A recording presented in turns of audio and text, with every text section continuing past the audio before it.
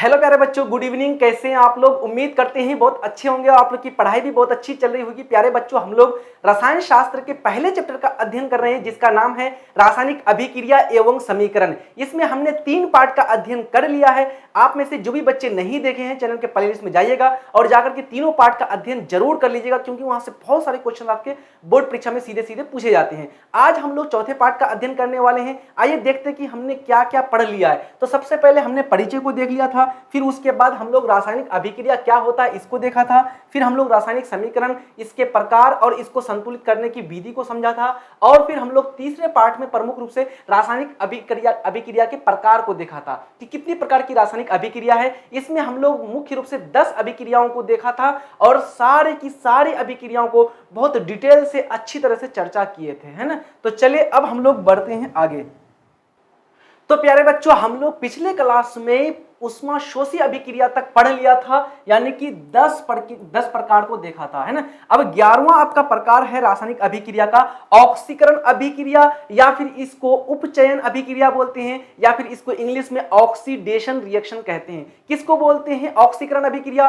वैसी रासायनिक अभिक्रिया जिसमें किसी पदार्थ के साथ ऑक्सीजन का योग होता है या फिर हाइड्रोजन का वियोग होता है, यानी कि चाहे तो ऑक्सीजन उसमें जुड़ेगा या फिर हाइड्रोजन उससे भागेगा, उससे हटेगा, तो इसको बोलते हैं हम लोग ऑक्सीकरण अभिक्रिया, या फिर इसको उपचयन अभिक्रिया बोलते हैं। क्या बोलते हैं? उपचयन अभिक्रिया। वैसी रासायनिक अभिक्रिया जिसमें किसी पदार्थ के साथ ऑक्सीजन क्या होता है, ऑक्सीजन का संयोग होता है, यानी कि ऑक्सीजन जुड़ता है, या फिर हाइड्रोजन का क्या होता है, वियोग होता है। हाइड्रोजन का वियोग मतलब हाइड्रोजन घटता है, हाइड्रोजन क्या होता है, माइनस हो जाता है, घट जाता है, भाग जाता है, तो इसको बोलते हैं ऑक्सीकरण अभिक्रिया, इसको बोलते हैं ऑक्सीडेशन अभिक्रिया, और कभी कभी आपको उपचयन अभिक्रिया के नाम से पूछा जाता है, तो ध्यान रखेंगे, आपको अच्छी तरह से याद रखना है। एग्जाम्पल के रूप में मान लीजिए कि कार्बन है, इस कार्बन के साथ अगर ऑक्सीजन जुड़ जाए बच्चों तो क्या बन जाएगा, कार्बन डाइऑक्साइड। क्या बन जाता है, कार्बन डाइऑक्साइड।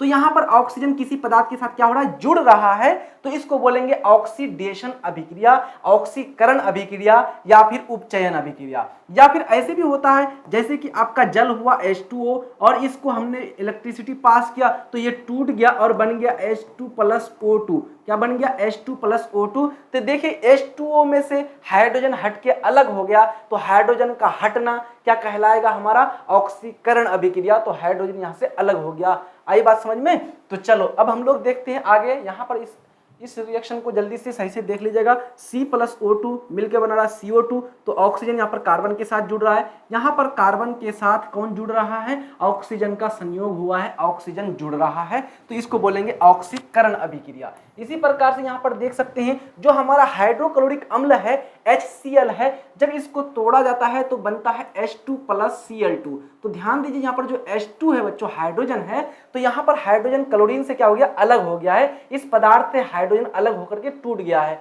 तो यहाँ पर हाइड्रोजन का क्या हुआ है, वियोग हुआ है, हाइड्रोजन घटा है, इसलिए इसको बोलेंगे ऑक्सीकरण अभिक्रिया। आई बात समझ में? मोस्ट इंपोर्टेंट है और क्वेश्चन आपको बोर्ड एग्जाम में आता है। 12वां आपका अभिक्रिया का प्रकार है अवकरण अभिक्रिया, इसको बोलते हैं रिडक्शन रिएक्शन, या फिर इसको बोलते हैं अपचयन रिएक्शन, अपचयन अभिक्रिया। वैसी रासायनिक अभिक्रिया जिसमें किसी पदार्थ के साथ हाइड्रोजन जुड़ता है या फिर ऑक्सीजन घटता है। हाइड्रोजन का जुड़ना, ऑक्सीजन का घटना अवकरण अभिक्रिया कहलाएगा। तो वैसी रासायनिक अभिक्रिया जिसमें किसी पदार्थ के साथ हाइड्रोजन का क्या होता है, संयोग होता है, हाइड्रोजन जुड़ता है, या फिर ऑक्सीजन का क्या होता है, वियोग होता है, ऑक्सीजन का निष्कासन होता है, या ऑक्सीजन की संख्या में कमी होती है, या फिर ऑक्सीजन घटता है, तो इसको बोलते हैं अवकरण अभिक्रिया, या फिर इसी को बोलते हैं रिडक्शन रिएक्शन। आई बात समझ में? यहां पर एग्जाम्पल के रूप में देख सकते हैं जो हमारा हाइड्रोजन है और यहां पर ऑक्सीजन है, तो हाइड्रोजन ऑक्सीजन के साथ जुड़ रहा है, तो हाइड्रोजन का जुड़ना क्या कहलाएगा, हाइड्रोजन का जुड़ना हमारा कहलाएगा अवकरण अभिक्रिया, इसको बोलेंगे अपचयन अभिक्रिया। यहां पर ऑक्सीजन के साथ कौन जुड़ रहा है, हाइड्रोजन का क्या हो रहा है, संयोग हो रहा है, तो हाइड्रोजन जुड़ रहा है।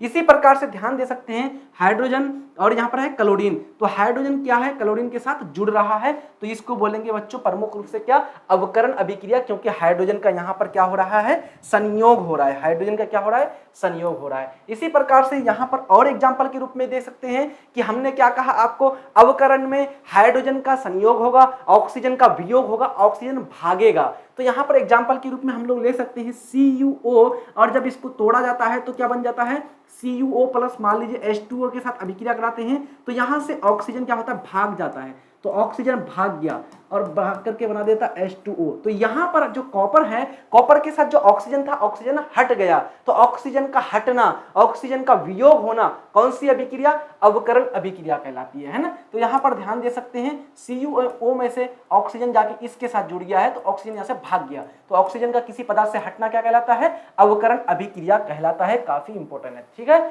चले बात करते हैं अब हम लोग आगे। अब बात करते हैं ऑक्सीकारक किसको बोलते हैं, या फिर इसी को उपचायक बोलते हैं। तो उपचायक और ऑक्सीकारक से आप क्या समझते हैं, या फिर अवकारक या फिर अपचायक से आप क्या समझते हैं। तो देखिए यहाँ पर इसको बोलते हैं ऑक्सीडाइजिंग एजेंट, इसको बोलते हैं उपचायक, या फिर इसको बोलते हैं ऑक्सीकारक। ध्यान रखेंगे वह मूलक जो ऑक्सीकरण की क्रिया को संपन्न करता है उसे क्या कहते हैं, ऑक्सीकारक कहते हैं। क्या कहते हैं, यानी कि जो मूलक या जो हमारा ये होता है पदार्थ, वो प्रमुख रूप से ऑक्सीकरण की क्रिया को संपन्न कर रहा है, तो उसी को क्या बोलेंगे, उसी को हम लोग ऑक्सीकारक बोलेंगे, या फिर इसी को उपचायक बोलते हैं। जैसे कि यहाँ पर हाइड्रोजन के साथ ऑक्सीजन का क्या हो रहा है, जुड़ना हो रहा है, तो यहाँ पर हाइड्रोजन के साथ कौन जुड़ा, ऑक्सीजन, और ऑक्सीजन जुड़ करके यहाँ पर कौन सी अभिक्रिया हो गई, ऑक्सीकरण अभिक्रिया हो गई, क्योंकि किसी भी पदार्थ के साथ जब ऑक्सीजन जुड़ता है तो उसको ऑक्सीकरण अभिक्रिया बोलते हैं। तो ऑक्सीजन जुड़ गया और जुड़ करके बना दिया H2O, तो यहाँ पर ऑक्सीजन हाइड्रोजन का क्या कर रहा है, ऑक्सीजन ऑक्सीकरण कर रहा है। क्यों, क्योंकि ऑक्सीजन जुड़ रहा है तो ऑक्सीकरण अभिक्रिया हुआ, और किसका ऑक्सीकरण हुआ, हाइड्रोजन का ऑक्सीकरण हुआ, तो हाइड्रोजन के साथ ऑक्सीजन जुड़ा है, इसलिए यहाँ पर जो ऑक्सीजन होगा, ऑक्सीजन को क्या बोला जाएगा, ऑक्सीकारक बोला जाएगा। क्या बोला जाएगा, ऑक्सीकारक बोला जाएगा, इसको उपचायक बोला जाएगा, इसको ऑक्सीडाइजिंग एजेंट बोला जाएगा। सभी धातुएं, मोस्ट इंपोर्टेंट क्वेश्चन यहां से पूछा जाता है, आपको VVI लगा दीजिएगा प्यारे बच्चों। और ये क्वेश्चन आपको याद रखना है कि जितनी भी अवधातुएं होती है सभी की सभी अवधातुएं ऑक्सीकारक होते हैं। ये क्वेश्चन आता है कि अवधातुओं की प्रकृति होती है अवकारक जैसे, ऑक्सीकारक जैसे, दोनों के जैसा, इनमें से कोई नहीं। तो ध्यान रखेंगे जितनी भी अवधातुएं होती हैं सब के सब ऑक्सीकारक होते हैं। अवधातु में जैसे कि आपका ऑक्सीजन, जैसे कि कार्बन, जैसे कि आपका नाइट्रोजन, जैसे कि आपका फास्फोरस, ये सब के सब क्या है, अवधातुएं हैं। तो अवधातुएं कैसे होंगे, प्रमुख रूप से ऑक्सीकारक होंगे। लेकिन ध्यान रखिए अपवाद में कार्बन जो होते हैं ये अवधातु होते हुए भी ऑक्सीकारक नहीं होते हैं, बल्कि ये क्या होते हैं, अवकारक होते हैं। क्या होते हैं, अवकारक। अभी बात करते हैं अवकारक के बारे में। ध्यान रखेंगे जितनी भी अवधातुएं होंगे सबके सब क्या होंगे, ऑक्सीकारक, किंतु जो कार्बन है ये ऑक्सीकारक न होकर के क्या होता है, अवकारक होता है। मोस्ट इंपोर्टेंट पॉइंट है, ध्यान रखेंगे। सीधा सीधा पूछा जाता है कि कार्बन होता है ऑक्सीकारक, अवकारक, ऑक्सीकारक एवं अपकारक दोनों, इनमें से कोई नहीं, तो क्या होगा, अवकारक होगा कार्बन। अब बात करते हैं अवकारक के बारे में, या फिर इसको अपचायक बोलते हैं। क्या बोलते हैं, अपचायक। क्या बोलते हैं, अपचायक। वह मूलक जो अवकरण की क्रिया को संपन्न करता है, यानी कि जो अवकरण की क्रिया को संपन्न करने वाला मूलक होगा उसको क्या बोलेंगे, अवकारक बोलेंगे, इसको बोलेंगे अपचायक, या इसको इंग्लिश में बोलेंगे रिड्यूसिंग एजेंट। क्या बोलेंगे, रिड्यूसिंग एजेंट। जैसे कि Na+Cl2 क्या मिलके बना, NaCl। क्या बना बच्चों, NaCl। तो यहां पर क्या हो रहा है, ध्यान दीजिए, यहां सोडियम अवकरण क्रिया को संपादित करता है, यानी कि यहां पर ये सोडियम है, ये इसके साथ जुड़ रहा है, तो सोडियम पर कौन सा चार्ज होता है, प्लस। और यहां पर अगर हाइड्रोजन रहता तो हाइड्रोजन पर कौन सा चार्ज होता है, प्लस। तो हाइड्रोजन किसी के साथ जुड़ता है तो कौन सी अभिक्रिया, अवकरण, क्योंकि इस पर प्लस है तो जितनी भी धातुएं होती है, धातु भी किसी पदार्थ के साथ जुड़ेगा तो वो अवकरण कहलाएगा। इसलिए यहां पर सोडियम अवकरण क्रिया को क्या कर रहा है, संपादित कर रहा है, इसलिए हमारा जो सोडियम होगा, सोडियम क्या होगा, अवकारक होगा। और ध्यान दीजिए सोडियम में क्या आ रहा है, यम आ रहा है, इसलिए सोडियम क्या है, धातु है। सोडियम, मैग्नीशियम, पोटेशियम, एल्यूमिनियम, है ना, सब के सब धातु है। तो जितनी भी धातुएं होती है सब के सब क्या होते हैं, अवकारक होते हैं। क्या होते हैं, अवकारक होते हैं। याद रखिएगा, वेरी वेरी इंपॉर्टेंट पॉइंट आपका, सभी की सभी धातुएं क्या होते हैं, अवकारक होते हैं। काफी इंपॉर्टेंट पॉइंट है बच्चों, और ये एग्जाम में आपको आया हुआ है ऑलरेडी। ठीक है, अब बात करते हैं रिडॉक्स अभिक्रिया किसको बोलते हैं, या फिर उपचयन अपचयन अभिक्रिया किसको बोलते हैं। तो हमने देखा ऑक्सीकरण अभिक्रिया, ऑक्सीकरण अभिक्रिया किसको बोलते हैं, जिसमें ऑक्सीजन का संयोग होता है, हाइड्रोजन का वियोग होता है, यानी कि हाइड्रोजन घटता है। और अवकरण अभिक्रिया किसको बोलते हैं, जिसमें हाइड्रोजन का संयोग होता है और ऑक्सीजन का वियोग होता है, ऑक्सीजन भागता है या घटता है ना। लेकिन जब उस दोनों अभिक्रियाएं साथ साथ में होती है तो इसको बोलते हैं रेडॉक्स अभिक्रिया। क्या बोलते हैं इसको, रेडॉक्स अभिक्रिया, या फिर इसको बोलते हैं ऑक्सीकरण अवकरण अभिक्रिया, इसी को बोलते हैं उपचयन अपचयन अभिक्रिया। ध्यान रखेंगे, वैसी रासायनिक अभिक्रिया जिसमें ऑक्सीकरण और अवकरण क्या होते हैं, साथ साथ होते हैं, तो इसे कहा जाता है रेडॉक्स अभिक्रिया। कौन सी अभिक्रिया, रेडॉक्स अभिक्रिया। ध्यान दीजिए बच्चों, मान लीजिए हम क्या कर रहे हैं, मान लीजिए H2 प्लस O2 कर रहे हैं और क्या बन रहा है, H2O। तो हम क्या कहे थे आपको कि किसी भी पदार्थ के साथ जब ऑक्सीजन जुड़ता है तो ऑक्सीजन हाइड्रोजन के साथ जुड़ रहा है तो कौन सी अभिक्रिया कहलाएगा, यह कहलाएगा ऑक्सीकरण अभिक्रिया। कौन सी अभिक्रिया, ऑक्सीकरण। अच्छा, एक बात हमने कहा आपको, किसी भी पदार्थ के साथ अगर हाइड्रोजन जुड़ता है तो क्या कहलाएगा, अवकरण अभिक्रिया। तो ये हाइड्रोजन तो ऑक्सीजन के साथ जुड़ रहा है ना, तो हाइड्रोजन ऑक्सीजन के साथ जुड़ रहा है तो क्या कहलाएगा, ये अवकरण। देखो, एक ही अभिक्रिया में दोनों हमको देखने को मिल रहा है, ऑक्सीकरण भी और अवकरण भी, इसलिए ये अभिक्रिया क्या कहलाएगा, रेडॉक्स अभिक्रिया कहलाएगा। ये हमारा ऑक्सीकरण अवकरण अभिक्रिया कहलाएगा, ये हमारा उपचयन अपचयन अभिक्रिया कहलाएगा। आई बातें समझ में। चलो एग्जाम्पल के रूप में देखते हैं, काफी महत्वपूर्ण एग्जाम्पल है और ये एग्जाम्पल आपको बोर्ड एग्जाम में सीधा सीधा दे देता है कि ये कौन सी अभिक्रिया है, ऑक्सीकरण अवकरण, यानी कि दे देता है ऑप्शन में संयोजन अभिक्रिया, वियोजन अभिक्रिया, अपघटन अभिक्रिया, है ना, या फिर आपका जो है प्रमुख रूप से उपचयन अपचयन अभिक्रिया। तो ये क्या है, उपचयन अपचयन बोलो या फिर रेडॉक्स अभिक्रिया। ठीक है, तो यहाँ पर क्या हो रहा है, ध्यान दीजिए, CuO प्लस H2 मिलके बना रहा है। तो Cu कॉपर आपका क्या है बच्चों, कम क्रियाशील है, हाइड्रोजन ज्यादा क्रियाशील है, तो इसको विस्थापित करके बना देगा H2O और प्लस कॉपर यहां से भाग जाएगा तो अलग हो गया। अब ध्यान दीजिए, यहाँ पर कॉपर के साथ क्या था, ऑक्सीजन था, ऑक्सीजन भाग गया। तो ऑक्सीजन का भागना, ऑक्सीजन का घटना, क्या कौन सी अभिक्रिया, तो ऑक्सीजन का घटना हमारा कहलाता है अवकरण अभिक्रिया। तो ये हमारा अवकरण अभिक्रिया हो गया, अवकरण अभिक्रिया। अच्छा, इस अभिक्रिया में हाइड्रोजन किसके साथ जाके जुड़ रहा है, ऑक्सीजन के साथ जुड़ रहा है। तो हाइड्रोजन का किसी भी पदार्थ के साथ जुड़ना क्या कहलाता है, हाइड्रोजन का किसी भी पदार्थ के साथ जुड़ना ऑक्सीजन और ये अवकरण कहलाता है। या फिर आप ऐसे बोल सकते हैं, यहाँ पर जो ऑक्सीजन है ये ऑक्सीजन भाग करके किसके साथ जुड़ रहा है, हाइड्रोजन के साथ। तो ऑक्सीजन जब हाइड्रोजन के साथ जुड़ेगा और जुड़ के बना देगा H2O, तो ये क्या कहलाता है, ऑक्सीकरण अभिक्रिया। तो एक ही अभिक्रिया में हमको ऑक्सीकरण भी दिख रहा है और अवकरण भी दिख रहा है, यानी इसी को बोलेंगे रेडॉक्स अभिक्रिया। कौन सी अभिक्रिया, रेडॉक्स अभिक्रिया। तो ध्यान दीजिए, CuO प्लस H2 में Cu प्लस H2O, तो यहाँ पर हाइड्रोजन का उपचयन तथा कॉपर ऑक्साइड का अपचयन हो रहा है। ये क्वेश्चन आपको पूछता है कि जब CuO और H2 यानी कि हाइड्रोजन का अभिक्रिया होता है तो इसमें जो है कॉपर है, कॉपर का क्या होता है, ऑक्सीकरण या अवकरण। तो यहाँ पर कॉपर से हमारा क्या बच्चों, कॉपर से हमारा ऑक्सीजन बाहर हो गया, भाग गया। तो ऑक्सीजन भाग गया तो क्या कहलाएगा, अवकरण कहलाएगा। इसलिए यहाँ पर अपचयन हो रहा है, कॉपर ऑक्साइड का क्या हो रहा है, अपचयन हो रहा है, और हाइड्रोजन का क्या हो रहा है, उपचयन हो रहा है, यानी कि ऑक्सीकरण हो रहा है।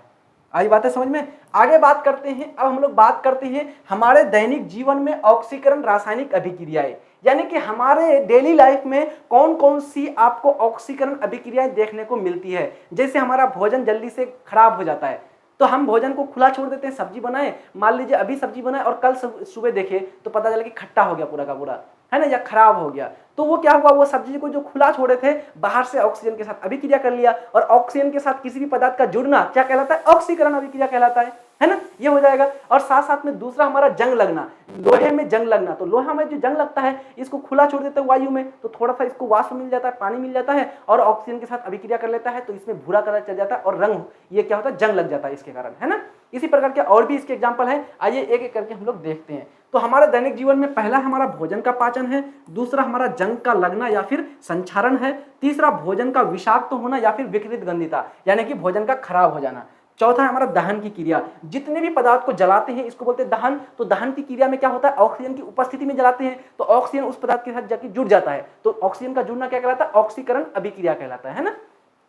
चलिए तो एक एक करके आप सब किसी को विस्तार से देखते हैं। पहला आपका है भोजन का पाचन। भोजन का पाचन कैसी अभिक्रिया है, ध्यान रखेंगे, एक ऑक्सीकरण अभिक्रिया है। कौन सी अभिक्रिया है? ऑक्सीकरण अभिक्रिया।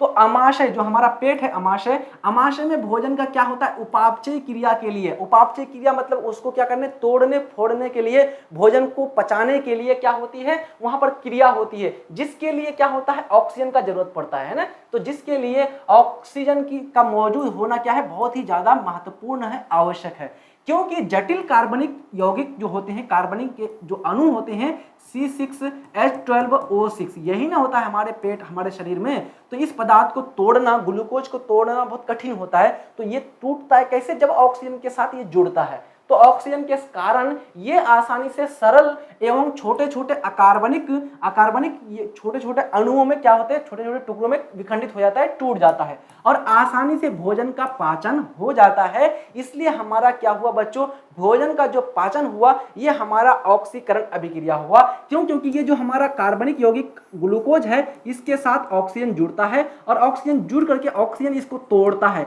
और तोड़ करके कार्बन डाइऑक्साइड गैस बना देता है, जो हम अपने नाक के द्वारा बाहर निकाल देते हैं और साथ साथ में पानी बनाता है, जो हमारा शरीर से जो है किसके रूप में, जो हमारा शरीर से पसीना के रूप में शरीर से बाहर निकल जाता है। आई बात समझ में? इसका समीकरण हमने यहाँ पर दिया हुआ है, इसको अच्छी तरह से याद कर लेना है। भोजन का पाचन का समीकरण ये आपको पूछा जाता है सीधा सीधा कि भोजन के पाचन का समीकरण लिखिए। तो कैसे लिखेंगे? C6H12O6 प्लस O2 अभिक्रिया करके क्या बनाता है, CO2 प्लस H2O और साथ साथ में हमको क्या देगा, ऊर्जा भी देगा, उष्मा भी देगा, एनर्जी भी देगी, तब जाकर के मैं आपको पढ़ा रहा हूं, है ना। ये सारी चीजें हैं। अब बात करते हैं दूसरा हमारा कौन सा है, जंग लगना या फिर संक्षारण। तो सबसे पहले देखते हैं जंग लगना, है ना। जंग लगना किसको बोलते हैं? तो किसी धातु जैसे कि लोहे को जलवाष्प की उपस्थिति में खुले छोड़ देने से क्या होता है, वह ऑक्सीजन के साथ संपर्क में आ जाता है और उससे अभिक्रिया करके जंग का निर्माण कर लेता है। उस पर क्या हो जाता है बच्चों, जो लोहे का जो रड होता है, इस लोहे के रड पर थोड़ा सा पीला भूरा टाइप का, पीला टाइप का क्या बन जाता है, इस पर कलई चढ़ जाता है, ये जंग लग जाता है लोहा पर, और जिससे इसका ये कमजोर हो जाता है और ये क्षय हो जाता है ना। इसका समीकरण है यहाँ पर इस प्रकार से कि Fe, ये भी क्वेश्चन आपको आता है कि लोहे की जंग, जो लोहे में जो जंग लगता है इसका समीकरण दिखाइए। तो कैसे दिखाएंगे? सबसे पहले लोहा है, लोहा ऑक्सीजन के साथ संपर्क में आता है, किसकी उपस्थिति में, पानी की उपस्थिति में, वायुमंडल में क्या होता है, जलवाष्प होता है, तो इसकी उपस्थिति में तो बना देता है हमारा क्या, आयरन हाइड्रोक्साइड FeOH का होल 3, और ज्यादा टाइम पर रहने पर क्या बना देता है, Fe2O3 बना देता है। क्या बना देता है? Fe2O3। आई बात समझ में?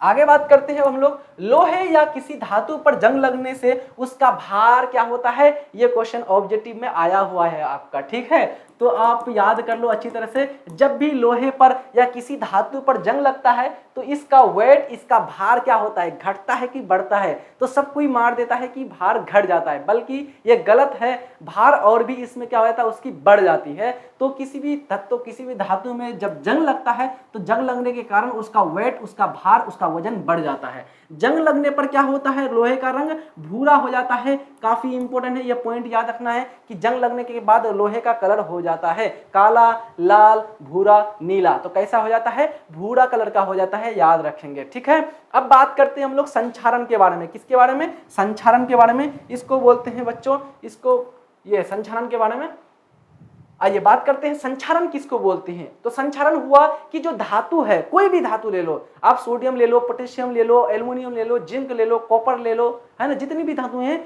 सारी धातुओं को जब वायु में खुला छोड़ेंगे तो वायु में कौन कौन सी गैसें उपस्थित होती है? ऑक्सीजन होता है, सल्फर डाइऑक्साइड होता है, सल्फर ट्राइऑक्साइड होता है, कार्बन डाइऑक्साइड होता है, कार्बन मोनोऑक्साइड होता है, साथ साथ में नाइट्रोजन डाइऑक्साइड होता है। तो इन सारे गैसों के साथ वो क्या होता है बच्चों, धातु संपर्क में आता है, और इन गैस के साथ संपर्क में आने के बाद क्या होता है, उसमें जंग लगना शुरू हो जाता है, या उसके ऊपर कोई परत चढ़ जाती है, काली परत चढ़ जाती है, सफेद परत चढ़ जाती है। या फिर आप अगर अंगुली में अंगूठी पहनते हैं चांदी का, तो अगर कंटिन्यूअसली पहन के रखे हैं तो 4-5 महीने के बाद वो थोड़ा सा कैसा हो जाता है, उसका कलर भूरा भूरा काला काला टाइप का हो जाता है। तो उस पर परत चढ़ जाता है। किसकी परत चढ़ जाती है? इन्हीं गैसों की परत उसके ऊपर चढ़ जाती है। आई बात समझ में? तो बात करते हैं धातु की सतह पर वायु के ऑक्सीजन, कार्बन डाइऑक्साइड, जलवाष्प, सल्फर डाइऑक्साइड, हाइड्रोजन सल्फाइड आदि की अभिक्रिया के फलस्वरूप धातु का क्या हो जाता है, क्षय होना शुरू हो जाता है। इसी को बोलते हैं संक्षारण। इसको संरक्षण नहीं बल्कि क्या बोलते हैं, संक्षारण बोलते हैं बच्चों। ये पॉइंट आपको अच्छी तरह से याद रखना है, ठीक है। यानी कि कोई भी धातु है किसी भी गैस के साथ जब वो अभिक्रिया करता है, संपर्क में आता है, तो उसके ऊपर एक परत चढ़ जाती है। जैसे कि एग्जाम्पल के रूप में चांदी जो होती है, चांदी का जो अंगूठी होता है उस पर काली परत चढ़ जाती है। इसी प्रकार से जो तांबा की जो धातुएं होती है, तांबा धातु होता है, इसके ऊपर हरी परत चढ़ जाती है। कौन सी परत, हरी, यानी कि ग्रीन कलर इसके ऊपर चढ़ जाता है, कॉपर के ऊपर, तांबा के ऊपर। आई बात समझ में। तीसरा है हमारा भोजन का विषाक्त या फिर भोजन का विकृत गंधिता, है ना। भोजन का विषाक्त होना, हम सारे के सारे टॉपिक्स बहुत बढ़िया तरीके से कंप्लीट करा रहे हैं बच्चों, इसलिए आपको पूरा वीडियो को अच्छी तरह से देखना है और साथ साथ में चैनल को सब्सक्राइब कर लेनी है, ताकि जो भी क्लासेस आपकी हो आप तक जरूर पहुंच जाए, और क्लास को लाइक भी कर दो आप लोग, ठीक है। तो भोजन का विषाक्त होना या फिर विकृत गंधिता किसको बोलते हैं, तो जब वसायुक्त यानी कि जिसमें फैट ज्यादा मात्रा में पाया जाता है, जिसमें तेल ज्यादा डाला जाता है, तो वसायुक्त या फिर तैलीय जो खाद्य पदार्थ होते हैं जिसमें तेल की मात्रा ज्यादा होती है, इन सामग्रियों को जब खुला छोड़ देते हैं लंबे समय तक के लिए, तो ये भोजन ऑक्सीजन से अभिक्रिया कर लेता है। ये भोजन क्या कर लेता है, खुला भोजन ऑक्सीजन के संपर्क में आता है, उसके साथ अभिक्रिया कर लेता है और उसके साथ संयोग करके क्या हो जाते हैं, ऑक्सीकृत हो जाते हैं। क्या हो जाते हैं, ऑक्सीकृत हो जाते हैं। और इससे भोजन का स्वाद तथा उसका गंध क्या हो जाता है, बदल जाता है। यानी कि जो सब्जी होता है वो खट्टा हो जाता है, या दही होता है और खराब हो जाता है, दूध जो है फट जाता है ना। तो ये सारी चीज हो जाते हैं। इसका गंध भी बदल जाएगा, इसका टेस्ट यानी कि स्वाद भी बदल जाता है, जो हमारे शरीर के लिए क्या होते हैं, हानिकारक होते हैं। इसे ही क्या कहा जाता है, विकृत गंधिता कहते हैं। ये आपका विकृत गंधिता कम से कम 4 से 5 बार आपको बोर्ड परीक्षा में पूछा हुआ है कि विकृत गंधिता को परिभाषित कीजिए, विकृत गंधिता से आप क्या समझते हैं। आई बात समझ में, लिख लेंगे आसानी से कि जो भी वसायुक्त या तैलीय पदार्थ होते हैं, जब उसको लंबे समय तक के लिए खुला छोड़ते हैं तो वो ऑक्सीजन के साथ कांटेक्ट में आ जाता है और ऑक्सीजन से अभिक्रिया कर लेता है, ऑक्सीजन से अभिक्रिया करके ऑक्सीकृत हो जाता है और इसमें खट्टापन आ जाता है, स्वाद इसका बदल जाता है, इसका गंध बदल जाता है, जो हमारे शरीर के लिए हानिकारक होता है। तो ये किसका एग्जांपल है विकृत गंधिता, ऑक्सीकरण अभिक्रिया का, क्योंकि यहाँ पर खुला छोड़ने पर किसके साथ जुड़ रहा है, ऑक्सीजन के साथ, और किसी भी पदार्थ का ऑक्सीजन के साथ जुड़ना क्या कहलाता है, ऑक्सीकरण अभिक्रिया कहलाता है। अगला है हमारा, आगे बात करते हैं भोजन को विषाक्त होने से बचाने के उपाय। यानी कि भोजन को खट्टा होने से, खराब होने से, दुर्गंध युक्त होने से बचाने से कैसे, यानी कि इसको कैसे बचाया जाए, बचाने का कौन कौन से उपाय हैं। पहला है खाद्य सामग्री में प्रति ऑक्सीकारक मिलाकर रखा जाए। यानी कि जो खाद्य पदार्थ है उसमें क्या मिला जाए, एंटीऑक्सीडेंट। एंटीऑक्सीडेंट मतलब ऑक्सीजन के विरुद्ध जो पदार्थ काम करता है उसको उसमें मिलाया जाए। जैसे कि चिप्स की थैली होती है, चिप्स की थैली में नाइट्रोजन गैस को डाला जाता है, ऑक्सीजन गैस को नहीं डाला जाता है। क्यों, क्योंकि चिप्स की थैली में नाइट्रोजन गैस को इसलिए डाला जाता है क्योंकि नाइट्रोजन जो होता है बहुत ही कम क्रियाशील होता है ऑक्सीजन की तुलना में, इसलिए वो जो चिप्स की थैली में जो चिप्स होते हैं, जो कुरकुरे होते हैं, जो लेस होते हैं, उसको सिटलाता नहीं है, उसको खराब नहीं करता है। आई बात समझ में।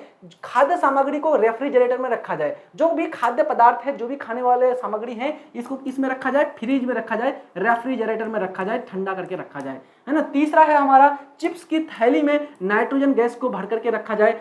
कई बार बोर्ड एग्जाम में पूछा जाता है कि चिप्स की थैली में कौन सी गैस भरी जाती है, nitrogen gas, oxygen gas, hydrogen gas, इनमें से कोई नहीं। तो कौन सी गैस भरी जाती है, नाइट्रोजन गैस भरी जाती है। क्यों भरी जाती है, अगर क्वेश्चन पूछेगा कि चिप्स की थैली में नाइट्रोजन गैस भरी जाती है क्यों, तो कहेंगे क्योंकि नाइट्रोजन गैस ऑक्सीजन की तुलना में बहुत कम क्रियाशील होता है और साथ साथ में ये ऑक्सीकृत बहुत कम करता है पदार्थ को, इसलिए पदार्थ शीतलाता नहीं है, खराब नहीं होता है। आई बात समझ में। आगे बात करते हैं हम लोग, अगला है हमारा दहन की क्रिया, है ना। तो दहन में भी क्या होता है, कोई भी पदार्थ जलता है और किसी भी पदार्थ के जलने के लिए, मान लीजिए हम कागज को जला रहे हैं, तो कागज में क्या पाया जाता है, कार्बन पाया जाता है। तो कार्बन को जला रहे हैं, तो कार्बन को जलाने का मतलब ऑक्सीजन के साथ अभिक्रिया कराना। तो किसी भी पदार्थ के साथ जब ऑक्सीजन जुड़ता है तो इसको क्या बोलते हैं, इसी को तो बोलते हैं ऑक्सीकरण अभिक्रिया। क्या बोलते हैं इसको, ऑक्सीकरण। तो किसी भी प्रकार का दहन, किसी भी प्रकार का जलना कैसी अभिक्रिया है, ऑक्सीकरण अभिक्रिया है। तो किसी भी पदार्थ को जलाने के लिए किसकी जरूरत पड़ती है? ऑक्सीजन की उपस्थिति होना अति आवश्यक है।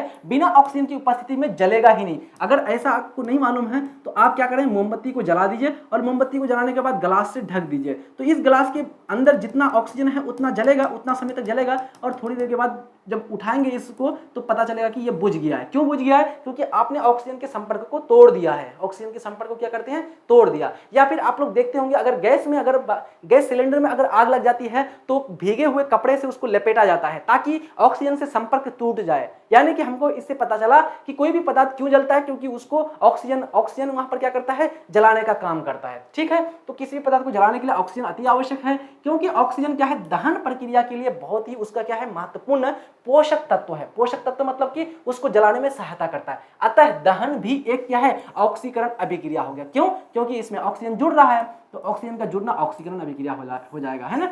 क्योंकि दहन में किसी भी पदार्थ के साथ क्या होता है? ऑक्सीजन का योग होता है, ऑक्सीजन का संयोग होता है। आई बातें समझ में? तो ये सारी चीजें थी आपका एग्जाम्पल के रूप में। जैसे कि कार्बन को, कोयला को जलाया जाता है तो जलाने का मतलब ऑक्सीजन से अभिक्रिया कराना, तो क्या बनता है? कार्बन डाइऑक्साइड गैस बनता है। और क्या निकलता है? ज्वाला निकलता है, प्रकाश निकलता है, और साथ साथ में हीट यानी कि ऊष्मा भी प्रदान करता है ना। इसी प्रकार से मीथेन, ये रिएक्शन आपको पूछा जाता है, बोर्ड परीक्षा में पूछा हुआ है, मीथेन को जलाइए। तो मीथेन को जलाने का मतलब क्या हुआ? मीथेन को जलाने का मतलब हुआ बच्चों, जो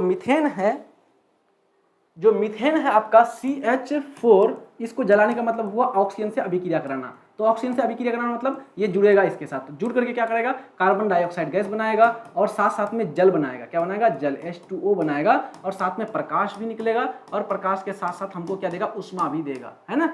आई बात समझ में? तो ये हमारा इस अभिक्रिया को अच्छी तरह से याद रखेगा। अब हम लोग आगे बढ़ते हैं और चर्चा करते हैं दहन के प्रकार के बारे में। किसके बारे में? दहन के प्रकार। दहन किसको बोलते हैं? अभी हमने कहा कि जब भी कोई पदार्थ ऑक्सीजन की उपस्थिति में जलता है तो इसी प्रक्रिया को बोलते हैं दहन। क्या बोलते हैं इसको इंग्लिश में बोलते हैं कंबशन। क्या बोलते हैं इसको? कंबशन बोलते हैं। वह प्रक्रिया जिसमें कोई पदार्थ ऑक्सीजन की उपस्थिति में, किसकी उपस्थिति में? ऑक्सीजन की उपस्थिति में जलकर ऊष्मा और प्रकाश उत्सर्जित करता है। क्या प्रकाश? ऊष्मा और प्रकाश उत्सर्जित करता है, तो इसी को क्या बोलते हैं? दहन कहते हैं। क्या कहते हैं? दहन। आप लकड़ी जलाते हैं तो लकड़ी में क्या पाया जाता है? कार्बन पाया जाता है, और कार्बन को जलाते हैं मतलब लकड़ी को जलाते हैं मतलब ऑक्सीजन के साथ अभिक्रिया कराते हैं, और जलने के बाद क्या देगा? कार्बन डाइऑक्साइड गैस देगा। तो यहाँ पर पदार्थ को जलाए तो किसकी उपस्थिति में? ऑक्सीजन की उपस्थिति में। यहाँ पर इसको बोलेंगे हम लोग दहन, इस प्रक्रिया को। और जलाने के पश्चात क्या निकलेगा? एक तो निकलेगा प्रकाश, और प्रकाश उत्सर्जित होगा, और साथ साथ में क्या होगा बच्चों? तो जलाने से हमको ऊष्मा भी मिलेगा, हीट भी मिलेगा, और जिस ऊष्मा से हम भोजन को आसानी से बना सकते हैं, है ना। तो इसी प्रकार से यहाँ पर आप देखो दिया हुआ है हमने, और CH4 मीथेन को जलाए हैं तो प्रकाश, ऊष्मा, ये सारी चीज मिले हैं। इसी प्रकार से सल्फर डाइऑक्साइड, सल्फर को जलाने से सल्फर डाइऑक्साइड मिलता है ना। सल्फर जो होता है इसको बोलते हैं गंधक। सल्फर को क्या बोला जाता है? गंधक बोला जाता है, ध्यान रखेंगे। तो जलाना मतलब ऑक्सीजन के साथ अभिक्रिया कराना, तो क्या बनता है? सल्फर डाइऑक्साइड, ऊष्मा, और साथ साथ में क्या बनता है? प्रकाश बनता है। आई बात समझ में? चलो आगे बात करते हैं। दहन में जो पदार्थ जलता है, काफी इंपॉर्टेंट पॉइंट है। दहन में जो भी पदार्थ जलता है उस पदार्थ को बोलते हैं दहनशील या फिर ज्वलनशील पदार्थ। कौन सा पदार्थ?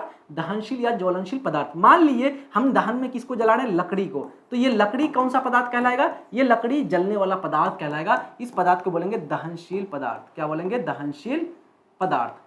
अच्छा, अगर हम लोग बालू को जला रहे हैं तो बालू जलेगा क्या? तो बालू नहीं जलता है ना। तो जो पदार्थ नहीं जलता है इसको अदहनशील या फिर इसको अज्वलनशील पदार्थ बोलते हैं। क्या बोलते हैं?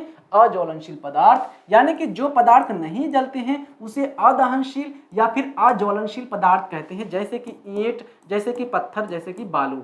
यहाँ पर हो जाएगा जलने वाले पदार्थ में लकड़ी, कागज, कोयला, ये सब आसानी से आपका क्या हो जाता है? जल जाता है, कंबशन कर जाता है। ठीक है, आगे बात करते हैं। अब हम लोग देखते हैं दहन के प्रकार, है ना। दहन के कितने प्रकार हैं? तो महत्वपूर्ण रूप से हम लोग यहाँ पर दहन के 4 प्रकारों का वर्णन करने वाले हैं। पहला है आपका द्रुत दहन। द्रुत दहन मतलब बोलते हैं बच्चों बहुत तीव्र दहन। बहुत तीव्र दहन मतलब बहुत तेजी के साथ जलना, बहुत तेजी के साथ जलना। मतलब कि जैसे माचिस की तीली थोड़ा सा रगड़ते हैं, तुरंत जल करके पूरा एकदम खतरनाक आग निकल जाता है ना। तो इसको क्या बोलेंगे? द्रुत दहन। मतलब कि फास्फोरस, माचिस की तीली में क्या पाया जाता है? फास्फोरस। फास्फोरस का जलना, फास्फोरस का जलना क्या कहलाएगा? द्रुत दहन कहलाएगा। इसी प्रकार से मैग्नीशियम के रिबन का जलना, जो मैग्नीशियम धातु होता है इसका जो रिबन बनाया जाता है ये भी बहुत सफेद ज्वाला के साथ जलता है ना। तो मैग्नीशियम के रिबन का जलना कौन सा दहन के अंतर्गत आएगा? द्रुत दहन के अंतर्गत आएगा। फिर दूसरा है हमारा स्वतः दहन। स्वतः दहन मतलब कि जिसमें खुद से स्वयं जल्दी से जल जाता है, खुद जल जाता है, यानी कि कहीं पर रखे अपने आप उसमें आग पकड़ लिया, जैसे कि सोडियम, है ना। इसलिए तो इसको कहां पर डुबा के रखते हैं? किरोसिन तेल में डुबा के रखते हैं। पानी में भी डुबा के नहीं रखेंगे, क्यों? क्योंकि पानी में क्या पाया था? H2O पाया था, तो ऑक्सीजन के साथ अभिक्रिया कर लेगा। आई बात समझ में? तो इसको बोलते हैं हम लोग स्वतः दहन। अभी एक एक करके बात करते हैं। एक है आपका मंद दहन, एक है आपका विस्फोटक दहन। तो चलिए सबसे पहले बात करते हैं द्रुत दहन के बारे में। द्रुत दहन किसको बोलते हैं? वह दहन जो काफी तीव्र गति से संपन्न होती है, इसको बोलते हैं द्रुत दहन। बहुत तेजी के साथ जलता है ना, तो इसको बोलते हैं क्या? द्रुत दहन। जैसे कि फास्फोरस का जलना, किसका जलना? फास्फोरस का जलना। जैसे कि मैग्नीशियम का जलना, है ना, मैग्नीशियम का जलना। ध्यान दीजिए, मैग्नीशियम जो रिबन होता है, मैग्नीशियम की जो छोटी सी इस प्रकार से पत्थर होता है, उसका जो रिबन होता है, इसको जलाने से पहले रेगमाल से साफ करते हैं। इसको रेगमाल से क्या किया जाता है? पहले सफाई किया जाता है, इसको घसा जाता है। क्यों? क्योंकि जो मैग्नीशियम है एक क्रियाशील धातु है और इस धातु पर तुरंत ऑक्साइड की परत चढ़ जाती है, ऑक्साइड की परत चढ़ जाती है, जिसके कारण यह ऑक्सीजन के संपर्क में नहीं आता है और यह जल नहीं पाता है। इसलिए पहले इसमें जो परत लग गया है ना, इसको पहले साफ किया जाता है, हटाया जाता है, और हटाने के बाद इसको जलाया जाता है। जैसे कि घर में आप लोग लोहे का ग्रिल लगाते हैं तो उसको कलर मारने से कलर पकड़ता ही नहीं है, पहले क्या किया जाता है? उसको घसा जाता है पूरा अच्छी तरह से, फिर घसने के बाद जब कलर चढ़ाया जाता है तो तुरंत पकड़ लेता है ना। तो इसी प्रकार से यहाँ पर मैग्नीशियम रिबन को जलाने से पहले रेगमाल से साफ किया जाता है, ताकि ऑक्साइड की जो परत चढ़ी हुई है वो उतर जाए और तुरंत जल जाए, है ना। इसको साफ किया जाता है। क्यों? क्योंकि मैग्नीशियम ऑक्सीजन से अभिक्रिया करके क्या बना लेता है? मैग्नीशियम ऑक्साइड की परत बना लेता है। मैग्नीशियम ऑक्साइड की परत बना लेता है, जो इसके जलने में क्या उत्पन्न करता है? बाधा उत्पन्न करता है। ये परत उसको जलने ही नहीं देता है, इसलिए इसको पहले साफ करते हैं, फिर उसके बाद इसको जलाया जाता है। ध्यान रखेंगे। मैग्नीशियम ऑक्साइड, यहां पर यह क्वेश्चन आपको पूछा हुआ है कि मैग्नीशियम ऑक्साइड का रंग कैसा होता है, तो याद रखेंगे मैग्नीशियम ऑक्साइड का जो रंग होता है यह ज्वाला होता है, उजाला होता है। कैसा होता है? श्वेत कलर का होता है, बहुत ज्यादा एकदम श्वेत चमकदार, है ना, उजाला होता है। यानी कि ये प्रमुख रूप से ध्यान रखेंगे। मैग्नीशियम जब इसको ऑक्सीजन के साथ अभिक्रिया कराएंगे तो O2 हो जाएगा। मैग्नीशियम ऑक्सीजन के साथ जल के क्या बनाता है? मैग्नीशियम ऑक्साइड बनाता है। क्या बनाता है? Magnesium oxide. बात करते हैं मैग्नीशियम रिबन के दहन पर श्वेत चमकदार लौह उत्सर्जित होता है। कैसा? श्वेत चमकदार, एकदम खतरनाक तरह का। आप मंगा के देखना शॉर्ट्स वीडियो में, वहां पर आप मैग्नीशियम रिबन को जलाते हुए देखोगे तो वो क्या होता है? खतरनाक तरह का लौ के साथ बहुत ज्यादा तेजी से जलने लगता है। बात करते हैं फास्फोरस के बारे में। फास्फोरस भी बहुत तेजी से जलता है, इसलिए इसको जलने से बचाने के लिए क्या कहता है? पानी में डुबा के रखते हैं। कहां पर डुबा के रखते हैं? फास्फोरस को पानी में डुबा कर रखा जाता है, क्योंकि इसका जो ज्वलन ताप होता है बहुत कम होता है। ज्वलन ताप किसको बोलते हैं? वह न्यूनतम ताप जिस पर कोई पदार्थ जलना शुरू करता है। वह न्यूनतम ताप जिस पर कोई पदार्थ जलना शुरू करता है, इसको बोलते हैं ज्वलन ताप। आई बात समझ में? और ये कम कितना होता है बच्चों? जो है 34 डिग्री सेल्सियस होता है, जो कि तीव्र गति से वायु में जलकर अपना ऑक्साइड बना लेता है। इसलिए फास्फोरस को कहां पर डुबा के रखते हैं? पानी में डुबा के रखते हैं। तो क्वेश्चन आपको पूछा जाता है लघु उत्तरीय प्रश्न में कि फास्फोरस को पानी में डुबा के रखा जाता है, क्यों? तो कहेंगे क्योंकि फास्फोरस स्वतः दहन कर लेता है, ये बहुत तीव्र द्रुत दहन कर लेता है और ये ऑक्सीजन के साथ संपर्क में आने से तुरंत जल जाता है। इसी से बचाने के लिए इसको क्या करते हैं हम लोग? पानी में डुबा करके रखते हैं। इसका ज्वलन ताप भी बहुत न्यूनतम होता है। आई बात समझ में? आगे बात करते हैं हम लोग माचिस की तीली में कौन सा फास्फोरस होता है। ये क्वेश्चन ऑब्जेक्टिव में पूछा जाता है आपको, तो याद रखेंगे माचिस की तीली में लाल फास्फोरस पाया जाता है। कौन सा फास्फोरस पाया जाता है? लाल फास्फोरस पाया जाता है, याद रखेंगे। बात करते हैं आगे हम लोग बात करते हैं स्वतः दहन। दूसरा हमारा प्रकार है स्वतः दहन। स्वतः मतलब होता है खुद, यानी कि स्वयं, यानी कि वह दहन जिसमें कोई पदार्थ अपने आप जलना शुरू कर देता है ना। जैसे लोग आपको पढ़ते हुए देख करके जलता है, खुद स्वयं, है ना। इसी प्रकार से कुछ पदार्थ ऐसे होते हैं जो अपने आप जलना शुरू कर देता है। इसका बेस्ट एग्जांपल है सोडियम। जो सोडियम है ना, ये अपने आप कहीं पर इसको रखो तुरंत इस पर आग लग जाती है। तो इसको क्या कहता है? इसे बचाने के लिए सोडियम को किरोसिन तेल में डुबा के रखा जाता है, मिट्टी के तेल में डुबा के रखा जाता है। और बोर्ड परीक्षा का वेरी जो है फेवरेट क्वेश्चन है ये आपका कि सोडियम धातु को किरोसिन तेल में डुबा के रखा जाता है, क्यों? इसका कारण बताएंगे। क्योंकि ये स्वतः दहन करता है, बहुत तेजी के साथ ऑक्सीजन से अभिक्रिया करके जल जाता है। इसी से बचाने के लिए इसको कहां पर? किरोसिन तेल में डुबा के रखा जाता है। आई बात समझ में। तो बात करते हैं वह दहन जिसमें कोई पदार्थ स्वतः यानी कि खुद से जलने लगता है, उसे स्वतः दहन कहते हैं। जैसे कि सोडियम का जलना, किसका जलना? सोडियम का। सोडियम बहुत ही सक्रिय धातु है ना, जो कि वायु में उपस्थित ऑक्सीजन से क्रिया करके, ऑक्सीजन से संपर्क में आकर के क्या कर लेता है? आग पकड़ लेती है उसमें अपने आप, है ना, और सोडियम ऑक्साइड बना लेते हैं। क्या बना लेती है? Sodium oxide. यानी कि जो सोडियम धातु है ये ऑक्सीजन के साथ संपर्क में आता है और बना लेता है सोडियम ऑक्साइड। क्या बना लेता है? Sodium oxide. ये सोडियम ऑक्साइड आपका परत बना लेगा और बनाने के बाद ये समाप्त हो गया, सोडियम धातु समाप्त हो गया। ये पानी से भी क्रिया कर लेता है, क्योंकि अगर इसको पानी में डालोगे ना तो सोडियम इतना छच्छा धातु है आपका, इसको जैसे ही पानी में डालोगे तो ये क्या बना लेगा? NaOH का घोल बना लेगा और बना लेगा क्षार। आई बात समझ में? NaOH बना लेगा, या फिर हो सकता है कि तुरंत जल भी जाए क्योंकि यहाँ पर ऑक्सीजन उपस्थित है ना। तो जब ये पानी से भी क्रिया करके सोडियम हाइड्रोक्साइड का निर्माण कर लेता है तथा हाइड्रोजन गैस भी बनाता है। क्यों? क्योंकि धातु पानी में जब इसको डालेंगे तो यहाँ से यह हाइड्रोजन गैस उत्सर्जित होगा, है ना, हाइड्रोजन गैस भी उत्सर्जित करता है। इसलिए इसे मिट्टी के तेल अर्थात केरोसिन तेल में डुबा के रखा जाता है इसको बचाने के लिए। आई बात समझ में? और इस पर VVI लगा देना, ये बोर्ड परीक्षा का आपका मोस्ट इंपोर्टेंट क्वेश्चन है, बार बार आपको देखने को मिलता है, ये क्वेश्चन कई बार आया हुआ है। ठीक है, आई बात समझ में? सोडियम को केरोसिन तेल में डुबा करके क्यों रखा जाता है। अब आगे बात करते हैं बच्चों, एग्जाम हमने यहाँ पर समीकरण दिया हुआ है, उसका समीकरण दिया हुआ है कि जब सोडियम को ऑक्सीजन के साथ रखते हैं, खुला छोड़ देते हैं, तो यह ऑक्सीजन के साथ क्रिया करके जल जाता है और सोडियम ऑक्साइड की परत बना लेता है। इसी प्रकार से जब इसको जल में डाला जाता है तो जल से अभिक्रिया करके सोडियम हाइड्रोक्साइड क्षार बना लेता है और हाइड्रोजन गैस उत्सर्जित करता है, ध्यान रखेंगे। अब तीसरा हमारा ये प्रकार है दहन का, मंद दहन। मंद दहन, मंद मतलब होता है स्लो, यानी कि बहुत स्लो होना, है ना। वह दहन जिसमें दहन की क्रिया क्या होती है? काफी लंबे समय तक के लिए होती है। जैसे कि हम लोग भोजन खाते हैं तो भोजन खाने के बाद हमारा शरीर में अंदर में पेट में क्या होता है? भोजन का पाचन होता है। तो क्या यहाँ पर तुरंत आग लग जाती है भोजन में? नहीं ना, यहाँ पर धीरे धीरे करके टूटता है, ऑक्सीजन लेकर के जाता है, ऑक्सीजन जाकर के ग्लूकोज को तोड़ता है। तो इसमें क्या होता है? लंबा टाइम लगता है प्रोसेसिंग में, है ना। तो ध्यान रखेंगे, ये हमारा भोजन का पाचन हो गया। लोहे में जंग लगना बहुत लंबे समय तक के लिए लगता है ना, लंबा समय तक ये टाइम लग जाता है लोहे में जंग लगने को। तो ये हमारा के अंतर्गत आएगा? मंद दहन के अंतर्गत। दहन की वह प्रक्रिया जिसमें किसी पदार्थ का दहन लंबे समय तक पूरा होता है, इसे ही क्या कहा जाता है? मंद दहन कहा जाता है। क्या कहा जाता है? मंद दहन कहा जाता है। बात करते हैं विस्फोटक दहन। विस्फोटक दहन, विस्फोट मतलब क्या होता है? आवाज, खतरनाक भयंकर एकदम आवाज होती है। तो विस्फोटक दहन वैसा दहन जिसमें कोई पदार्थ विस्फोट के साथ क्या करता है? दहन करता है। जैसे कि एटम बम। एटम बम एकदम फटता है तो खतरनाक आवाज के साथ फटता है ना, दहन करता है। तो ये हमारा क्या हो जाएगा? विस्फोटक दहन के अंतर्गत आएगा। वह दहन या फिर दहन की वह प्रक्रिया जिसमें कोई पदार्थ उच्च ध्वनि के साथ, खतरनाक आवाज के साथ दहन करता है, जलता है, तो उसको विस्फोटक दहन कहते हैं। जैसे कि परमाणु बम का फटना। किसका फटना? परमाणु बम का फटना। आई बात समझ में? अब आगे बात करते हैं एग्जाम के दृष्टिकोण से काफी आपका इंपॉर्टेंट पॉइंट है बच्चों, दो यहाँ पर ध्यान रखेंगे। परमाणु जो बम है ये नाभिकीय विखंडन के सिद्धांत पर आधारित होता है। किस पर? ये क्वेश्चन पूछा जाता है कि परमाणु बम का निर्माण किया जाता है किस नियम पर आधारित या किस सिद्धांत के आधार पर। तो किस पर याद रखेंगे? ये जो बनता है आपका नाभिकीय विखंडन के आधार पर बनता है। और सूर्य में जो प्रकाश का जो उत्सर्जन होता है ना, सूर्य से जो प्रकाश निकलती है, जो हीट निकलता है, इसका जो उत्सर्जन होता है, यहाँ पर कौन सा सिद्धांत काम करता है? नाभिकीय संलयन। कौन सा काम करता है बच्चों? नाभिकीय संलयन।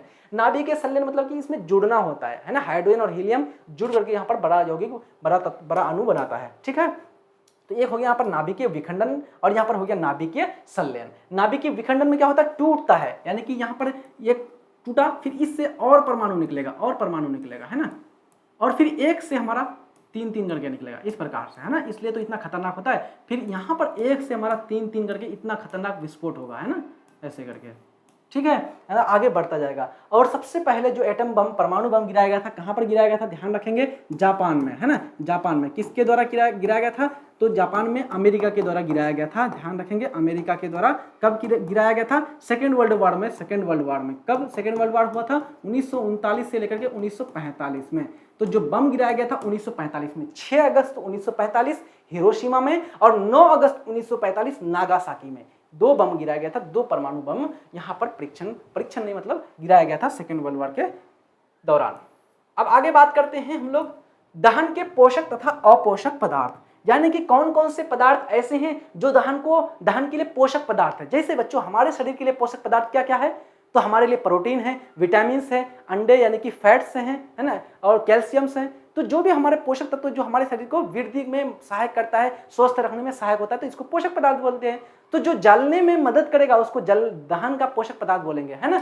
यानी कि वह पदार्थ जो दहन की क्रिया को संपन्न होने के लिए क्या करता है, मदद करता है, इसको बोलते हैं दहन का पोषक पदार्थ। जैसे कि ऑक्सीजन जलने में क्या करता है, सहायता करता है, जैसे कि वायु जलने में सहायता करता है। अपोषक पदार्थ किसको बोलते हैं, वह पदार्थ जो दहन की क्रिया में बाधा उत्पन्न करता है, यानी कि जल्दी से जलने नहीं देता है ना, जल्दी से दहन की क्रिया को होने नहीं देता है। जैसे कि आपका बालू है ना, आग लगती है तो उस पर क्या डाला जाता है, बालू डाला जाता है। गैस सिलेंडर में तो खास करके बालू डाला जाता है, मिट्टी, कार्बन डाइऑक्साइड गैस, ये सब के सब हमारा क्या है बच्चों, अपोषक पदार्थ है। कार्बन डाइऑक्साइड गैस आप लोग देखे होंगे, कार्बन डाइऑक्साइड गैस वो जो ये होता है ना बच्चों, फायर एक्सटिंग्विशर होता है ना, जो ये लाल लाल करके डब्बा आप लोग देखे होंगे, इस प्रकार से रहता है आपका, है ना, और उसके बाद यहाँ से निकालने का रहता है ऐसे करके, है ना, उसके बाद यहाँ से दबाने का।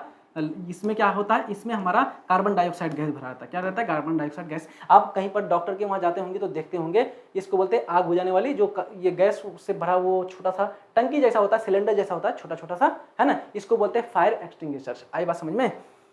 चलो, तो इसमें कौन सी गैस भरी रहती है, कार्बन डाइऑक्साइड, बोर्ड एग्जाम में पूछा हुआ है, ठीक है, इसलिए हमने बता दिया आपको। अब बात करते हैं आगे बात करते हैं ज्वलन ताप किसको बोलते हैं, ज्वलन ताप। तो ज्वलन ताप मतलब कि यानी कि वह न्यूनतम ताप जिस पर कोई पदार्थ जलना शुरू करता है, इसको बोलते हैं ज्वलन ताप। यानी कि जिस ताप पर कोई पदार्थ जलना शुरू करता है, तो इसको क्या बोलेंगे, जिस निम्नतम ताप पर कोई पदार्थ जलना शुरू करता है, इसी को बोलते हैं ज्वलन ताप। जैसे कि हमने आपको कहा फास्फोरस, जो फास्फोरस है मात्र 34 डिग्री सेल्सियस पर जलना शुरू कर देता है। तो फास्फोरस का ज्वलन ताप कितना हुआ, 34 डिग्री सेल्सियस हुआ। कितना हुआ, 34 डिग्री सेल्सियस। आई बात है समझ में।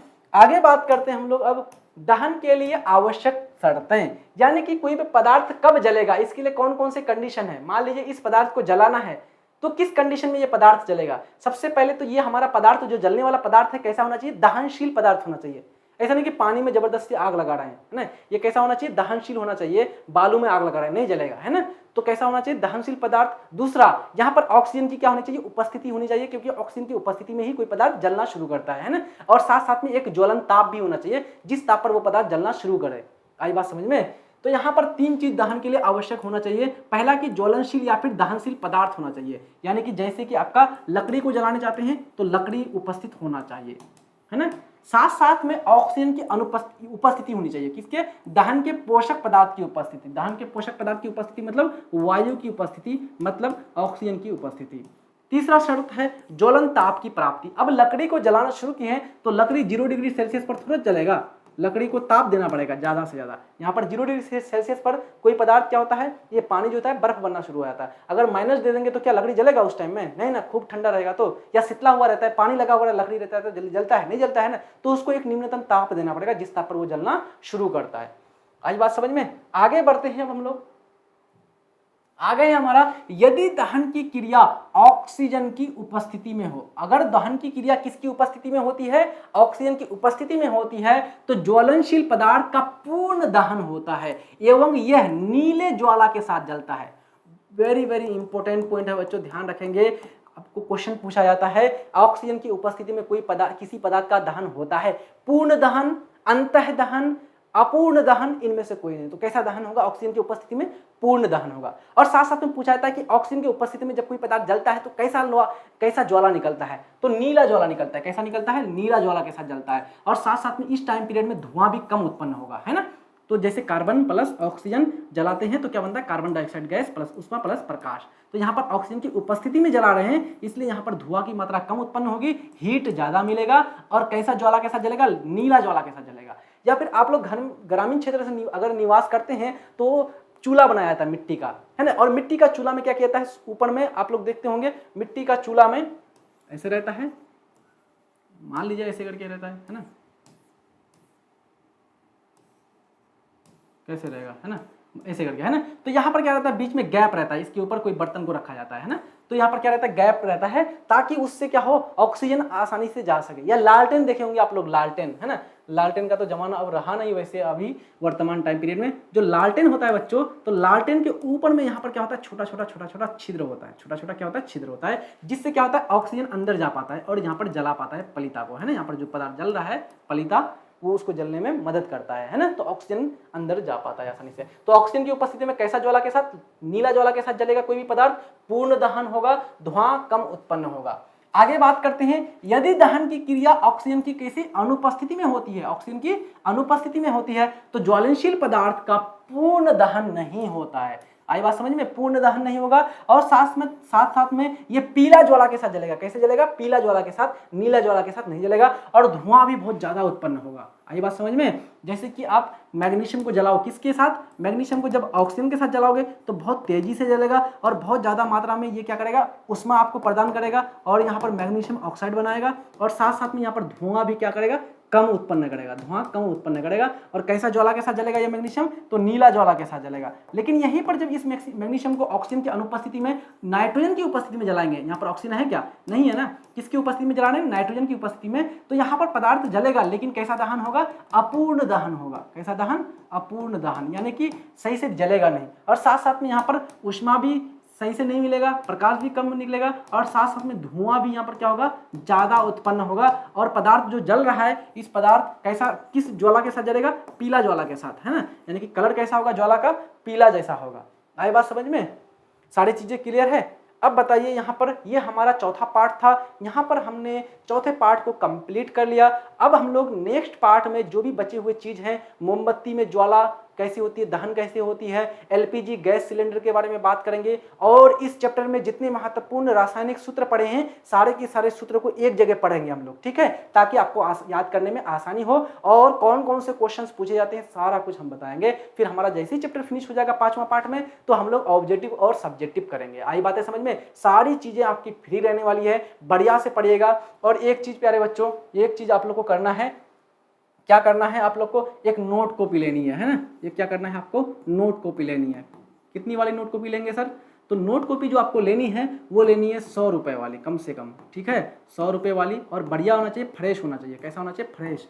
फ्रेश मतलब कि पूरा पेज एकदम बढ़िया तरह का सादा होना चाहिए, एकदम लिखे तो एकदम चमके अच्छी तरह से राइटिंग। आई बात समझ में। और उस कॉपी में आपको जितने सारी चीजें पढ़ाए जा रहे हैं, सारे की सारे चीजों को क्या करना है, नोट डाउन करना है। एक एक करके सारे चीजों को पॉइंट वाइज आपको नोट डाउन करना है, ऑब्जेक्टिव को छोड़ करके। पूरा चैप्टर को नोट डाउन करेंगे और ऑब्जेक्टिव क्वेश्चन को सिर्फ प्रैक्टिस करेंगे, और जो सब्जेक्टिव क्वेश्चन होगा फिर उसको नोट डाउन कर लेनी है आप लोग को, ठीक है। इसी प्रकार से आप लोग की तैयारी अच्छी तरह से हो जाएगी। प्यारे बच्चों, हमको लगता है कि सारी चीजें क्लियर है। अब जल्दी से आप लोग क्या करेंगे, सेशन को लाइक कर देंगे और साथ में बच्चों जल्दी से वीडियो को शेयर कर दीजिए अपने दोस्त यार को, अपने भाई बंधु को, है ना। और चैनल को सब्सक्राइब भी कर दीजिएगा, ठीक है।